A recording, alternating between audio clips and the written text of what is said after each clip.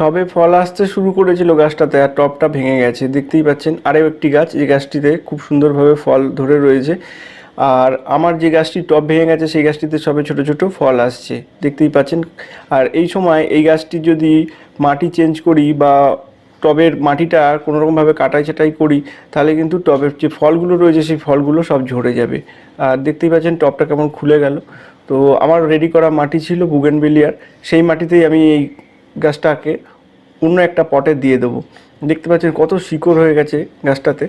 আর এই শিকড়গুলো কোনোভাবেই কাটা যাবে না। একটা প্লাস্টিকের বালতিকে 4-5টা বেশ ফুটো করে নিয়েছিলাম ড্রেনেজের জন্য, আর এটাতেই আমি কিন্তু গাছটা লাগিয়ে দেবো।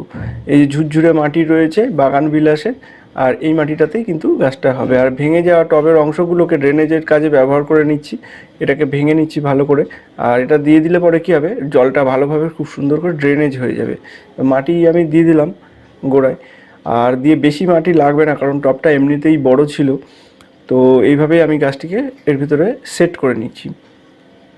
কিন্তু একটু বড় হয়ে যাচ্ছে, আর এতে জল বা খাবার আমি দিতে পারবো না পরবর্তীতে। তো সেই জন্য আরেকটু মাটি আমাকে কমাতে হবে। এখান থেকে আরেকটু মাটি কমিয়ে নিচ্ছি, নিয়ে আরেকবার গাছটিকে সেট করতে হবে।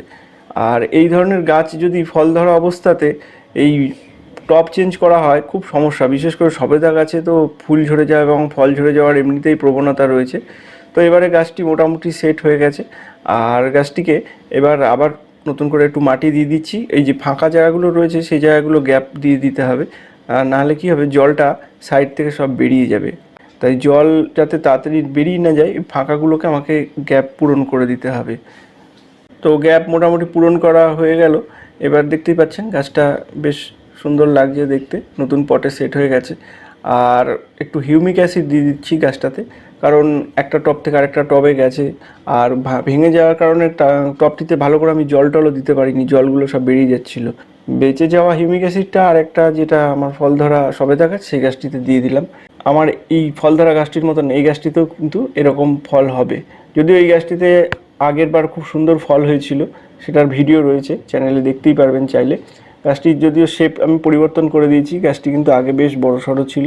আর ডালটা কেটে দিয়েছি, দিয়ে একটাই ডাল রেখেছি।